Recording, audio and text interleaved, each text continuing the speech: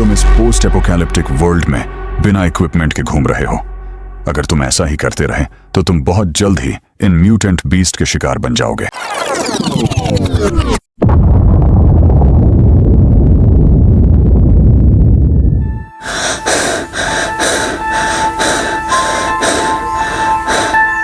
मैं तो भी कुछ देर पहले पार्टी कर रहा था, अब मैं ये कैसे वर्ल्ड में आ चुका हूँ।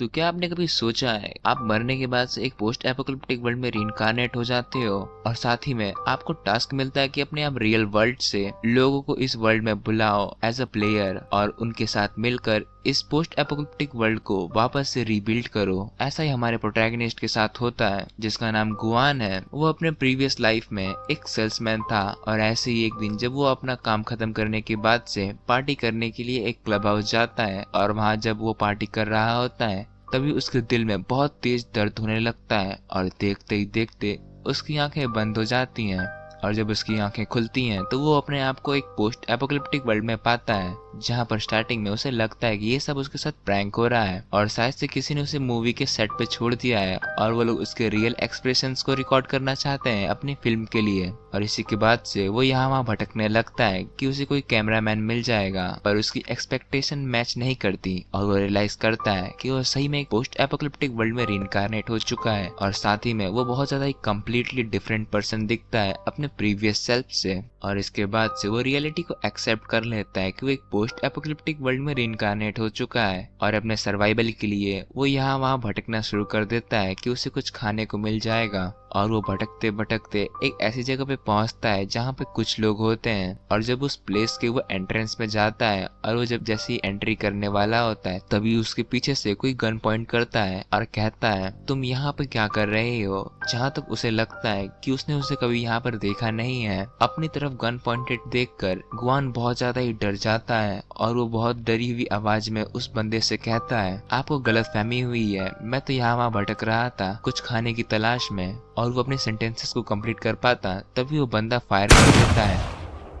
कुछ पल के लिए तो गुआन को ऐसा लगता है कि वो अब मारा गया, बट वो गोली सीधा एक म्यूटेंट बीस्ट को जाके लगती है और वो बूढ़ा आदमी उस म्यूटेंट बीस्ट की तरफ जाते हुए गुआन से कहता है अगर तुम इस पोस्ट एपोकलिप्टिक वर्ल्ड में बिना किसी इक्विपमेंट या बिना किसी हथियार के यहाँ वहाँ भटकोगे तो तुम जल्दी इन म्यूटेंट बीस्ट के शिकार बन जाओगे। उस बूढ़े आदमी की एडवाइस सुनकर गुआन उसे थैंक्स कहता है और इसी के साथ से इस पोस्ट एपोकलिप्टिक वर्ल्ड की हमें हिस्ट्री बताता है। साल 2129 में वर्ल्ड वॉर स्टार्ट हो जाता है और वर्ल्ड वॉर में न्यूक्लियर बम्स और हाईटेक टेक्नोलॉजी का यूज करते हुए लड़ाई को कंटिन्यू किया जाता है जिसकी वजह से ये सिविलाइजेशन खत्म होने की कगार पे आ जाती है। और इसी के साथ से जो एटॉमिक बम और केमिकल्स यूज किए गए थे लड़ाई में उनकी वजह से जो जानवर वर्ल्ड वॉर में बच गए थे वो उन रेडिएशन और केमिकल से म्यूटेट कर जाते हैं और म्यूटेंट बीस्ट बन जाते हैं जो बहुत ज्यादा ही डेंजरस थे इस पोस्ट एपोकलिप्टिक वर्ल्ड में। और इसी के बाद से गुआन इस वर्ल्ड में रीइंकार्नेट होता है, पर गुआन कहता है उससे कोई भी फर्क नहीं पड़ता है, यहाँ पे जो भी कुछ हुआ हो अब तक वो हमें बताता है। उसने एक चीज नोटिस की है जब वो इस वर्ल्ड में रीइंकार्नेट हुआ था और जिस प्लेस पे वो रीइंकार्नेट हुआ था जब भी वो उस जगह के आसपास जाता है तो उसके सिर में एक अजीब सी आवाज गूंजने लगती है। उसे लगता है कि वो आवाज उसे अपनी तरफ बुला रही है और जब वो उस आवाज को फॉलो अप करता है तब वो एक अबेंडेंड नर्सिंग हॉस्पिटल में पहुंचता है और जब वो और अंदर जाता है तब उसे वहाँ पे एक हिडन शेल्टर मिलता है और जब गुआन उस हिडन शेल्टर के दरवाजे को ओपन करता है तभी उसमें से एक रोबोट निकलते हुए बाहर आता है और वो आते ही गुआन को कांग्रेचुलेशन कहता है अपने लेवल को अप करने के लिए, क्योंकि गुआन अब एक स्कैवेंजर से गेम एडमिनिस्ट्रेटर बन चुका है। और वो रोबोट गुआन को बताता है अब से गुआन को टास्क मिला करेंगे उसके न्यू टाइटल की वजह से। उन टास्क में जैसे कि उसे अर्थ से लोगों को यहाँ पर बुलाना होगा और उनके साथ मिलकर इस वर्ल्ड को रीबिल्ड करना होगा। वो ये सुनकर बहुत ज्यादा हैरान हो जाता है कि वो अर्थ से दोबारा कनेक्ट कर सकता है। तो लिटिल सेवन और डिटेल एक्सप्लेनेशन देते हुए कहता है हाँ वो बिल्कुल अर्थ से कनेक्ट हो सकता है एक स्पेशल इंटरनेट के थ्रू। और साथ ही में जब भी कोई प्लेयर इस वर्ल्ड में आने के लिए साइन अप करेगा तब उसके घर पर एक VR हेडसेट भेजा जाएगा जिससे वो प्लेयर अपने क्लोन से यहाँ पर कनेक्ट हो सकता है और इस वर्ल्ड को रीबिल्ड करने में हेल्प कर सकता है। ये सुनकर गुआन बहुत ज्यादा खुश हो जाता है कि कि ऐसी भी कोई टेक्नोलॉजी एग्जिस्ट करती है इस पोस्ट एपोकलिप्टिक वर्ल्ड में। और इसके बाद से सीन शिफ्ट होता है और हमें एक यूनिवर्सिटी की डोमेट्री को दिखाया जाता है, जहाँ पर एक बंदा एक गेमिंग ग्रुप चैट में हमारे गुआन की मैसेज को पढ़ रहा होता है, जहाँ पे गुआन ने लिखा था उसने एक हाल ही में गेम डेवलपमेंट कंपनी को ज्वाइन की है और उससे पता चला है वो कंपनी एक हाइपर रियलिस्टिक गेम को डेवलप करने की कोशिश कर रही है। और उसके ये मैसेज को पढ़ने के बाद से वो डोमेट्री का बंदा और साथ ही में उस ग्रुप चैट में और भी जो लोग थे वो कहते हैं अगर कोई ऐसी टेक्नोलॉजी एग्जिस्ट करती तो वो सबसे पहले मिलिट्री को जाती, उसके बाद से कमर्शियल यूज में यूज होती।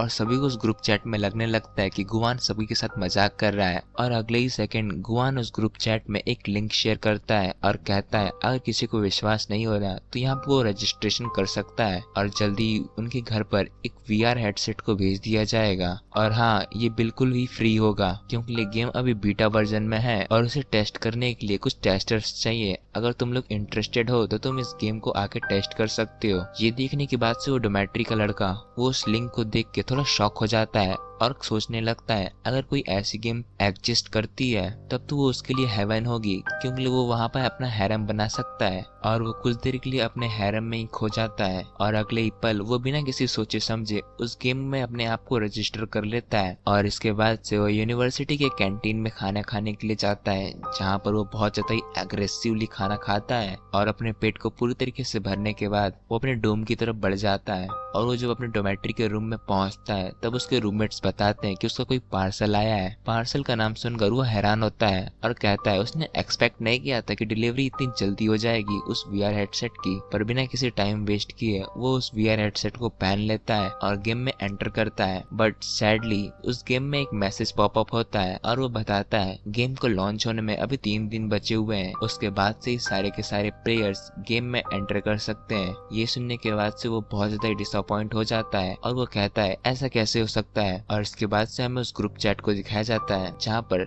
जिसके पास वो VR हेडसेट पहुंचा होता है उन सभी को वो सेम मैसेज ही आया था जो उस डोमेट्री के लड़के को आया था। और सब लोग बहुत ज्यादा डिसअपॉइंट थे कि गेम 3 दिन बाद स्टार्ट होने वाली है। पर गुआन सही टाइम पर आके सब कुछ संभाल लेता है। वो सभी को कहता है वो मानता है कि जो गेम है वो 3 दिन में स्टार्ट होने वाली है, बट उसके पीछे भी रीजन है क्योंकि ये गेम फ्री ऑफ कॉस्ट है, तो इसकी वजह से जो सर्वर्स उन्हें एलोकेट किए गए हैं उन पे लोड बहुत ज्यादा ही है और कंपनी का बजट भी इतना नहीं है अभी के लिए कि वो और ज्यादा सर्वर्स को परचेस कर पाए। उसकी ये मैसेज को पढ़ने के बाद से सभी को थोड़ा रिलैक्स फील होता है और वो कहते हैं चलो कोई बात नहीं, हम 3 दिन भी इंतजार कर ही सकते हैं। और इसी के साथ से गुआन उन्हें कुछ एक्स्ट्रा इन्फॉर्मेशन देता है जो उन्हें VR हेडसेट्स प्रोवाइड किए गए हैं वो एक बार में किसी एक ही यूजर से कनेक्ट हो सकते हैं और वो किसी दूसरे बंदे को डोनेट नहीं कर सकते हैं अपने VR हेडसेट को। और साथ ही में वो ख्याल रखें कि वो VR हेडसेट को तोड़े ना, और अगर वो लोग VR हेडसेट को तोड़ देते हैं तो वो लोग गेम से बैन हो जाएंगे और कभी दोबारा इस गेम में लॉग इन नहीं कर पाएंगे। इसीलिए वो लोग ख्याल रखें। और इसी के साथ से गुआन उस चैट को खत्म करता है और इसके बाद से वो सोचने लगता है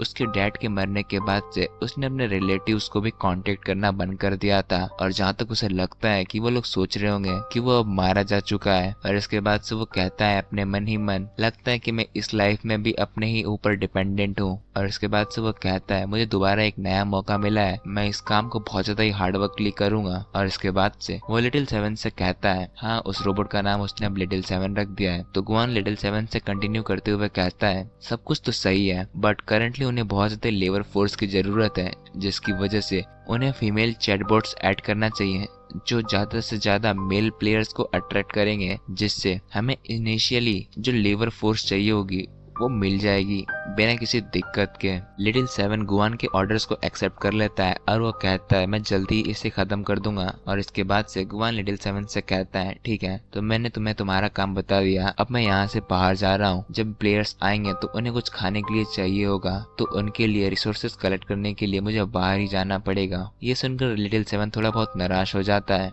पर वो गुआन से पूछता है उनके पास तो 11 प्लेयर्स की कैपेसिटी थी, तो फिर गुआन ने क्यों बस 4 प्लेयर्स को ही साइन अप करने दिया। तो गुआन लिटिल सेवन को बताता है करंटली उनके पास रिसोर्सेज की कमी है और अगर ज्यादा प्लेयर्स होंगे तो उनके लिए ज्यादा रिसोर्सेज भी लगेंगे जो हमारे पास करंटली अवेलेबल नहीं है, और ज्यादा प्लेयर्स अभी बहुत ज्यादा हिंड्रेंस पैदा करेंगे हमारी प्रोग्रेस में। इसलिए मैंने बस 4 प्लेयर्स को ही साइन अप करने दिया। ये सुनने के बाद से लिटिल सेवन कहता है ये बात तो सेंस बनाती है, और इसी के साथ से गुआन को उसका रिवॉर्ड मिल जाता है। उसके मिशन को कंप्लीट करने के लिए उसे रिवॉर्ड में एक नैनो आर्मर्ड सूट मिलता है, और जब गुआन अपने रिवॉर्ड को कलेक्ट कर लेता है तो लिटिल सेवन गुआन को एक्सप्लेन करता है जो उसे पॉइंट्स मिले हैं वो अपने पॉइंट्स को मिस्ट्री बॉक्सेस को ओपन करने में भी यूज कर सकता है। मिस्ट्री बॉक्सेस सुनकर गुआन पूछता है कि इसे और एक्सप्लेन करो, मैं इसके बारे में नहीं जानता। तो लिटिल सेवन डिटेल एक्सप्लेनेशन देते हुए बताता है जो मिस्ट्री बॉक्स है वो 3 टाइप में कैटेगराइज है, जैसे कि जो लो लेवल मिस्ट्री बॉक्स होते हैं उनमें फूड सप्लाई मिलती है, और इसी की दूसरी तरफ जो मिड ग्रेड मिस्ट्री बॉक्स होते हैं उनमें मेडिसिन मिलने के ज्यादा हाई चांसेस होते हैं, और साथ ही में जो हाई ग्रेड के मिस्ट्री बॉक्सेस होते हैं उनमें बहुत ज्यादा ही चांसेस होता है कि तुम्हें कोई वेपन मिल जाएगा। यह सुनने के बाद से गुआन बहुत ज्यादा ही एक्साइटेड हो जाता है और वो कहता है करंटली उसके पास ज्यादा पॉइंट्स नहीं है तो वो अभी के लिए लो लेवल्स के मिस्ट्री बॉक्स को ओपन करना चाहेगा। और जब गुआन अपने रिवॉर्ड पॉइंट्स को यूज कर लो लेवल के मिस्ट्री बॉक्सेस को ओपन करता है तो उसे बस कैंडीज ही मिलती हैं। ये देख के वो बहुत ज्यादा डिसअपॉइंट हो जाता है और कहता है ये किस बात का मिस्ट्री बॉक्स है भाई, इसमें मुझे कैंडीज मिली है बस। लिटिल सेवन गुआन से कहता है उसे हिम्मत नहीं हारनी चाहिए, नेक्स्ट टाइम उसे जरूर कुछ अच्छा ही मिलेगा। पर गुआन उन चॉकलेट के ढेर में एक लेटर को नोटिस करता है, और जब उस लेटर को वो पढ़ता है तो उससे पता चलता है कि वो लेटर इस शेल्टर के प्रीवियस एडमिनिस्ट्रेटर ने लिखा था,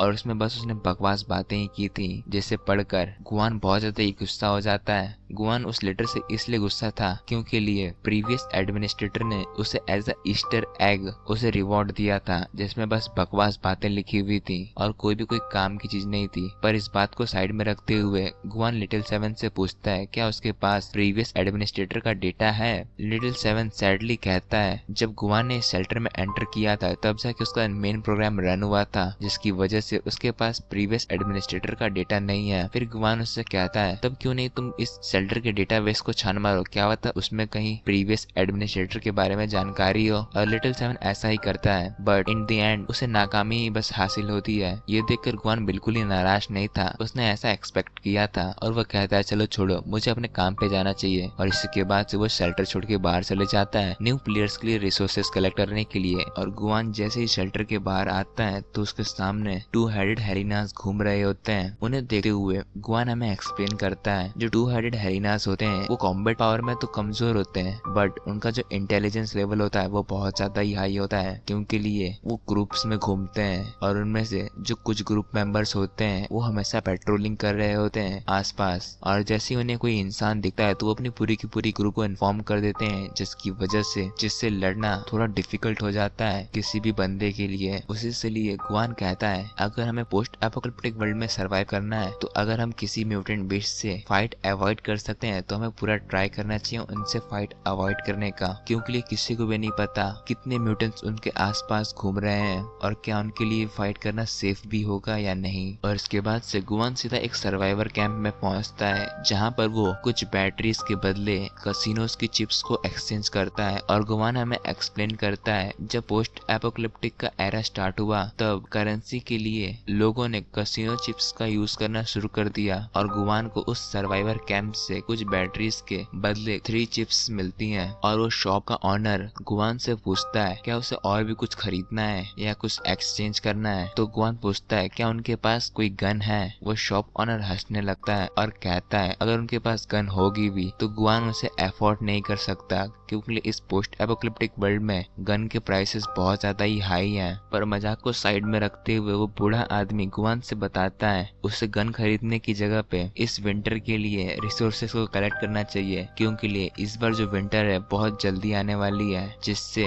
बाहर निकलना बहुत ज्यादा ही मुश्किल हो जाएगा और उसके सर्वाइवल पे भी बहुत ज्यादा असर पड़ेगा। और जब गुआन सुनता है कि इस बार विंटर्स जल्दी आने वाले हैं हे गाइस, आज की वीडियो में मैं इतना ही एक्सप्लेन करने वाला हूँ और मैं सभी को थैंक यू कहना चाहता हूँ 100 सब्सक्राइबर्स कंप्लीट करने के लिए। और साथ ही में मैं माफ़ी भी मांगना चाहता हूँ कि मैं इतनी ज़्यादा लेट वीडियो अपलोड कर रहा हूँ, बट टेंशन लेने की ज़रूरत नहीं है। इस सीरीज़ का मैं नेक्स्ट पार्ट बहुत जल्दी ही लेके आऊँगा और मैं बताना चाहता हूँ ये सीरीज़ बहुत ज़्यादा ही इंटरेस्टिंग है। और अगर आपने ग्लोबल फ्रीज वाली मानवा पढ़ी है तो ये उससे भी बहुत ज़्यादा ही इंटरेस्टिंग मानवा है। माना कि स्टार्टिंग में ये थोड़ा स्लो चल रही है, बट आगे 2-3 चैप्टर्स में बहुत ज्यादा ही एक्शन और सर्वाइवल ड्रामा होने वाला है जो आप लोग को बहुत ज्यादा ही एंटरटेन करेगा। तो मैं चाहता हूँ इस सीरीज को आप लोग बहुत ज्यादा सपोर्ट दिखाओ। तब तक के लिए थैंक यू फॉर वॉचिंग।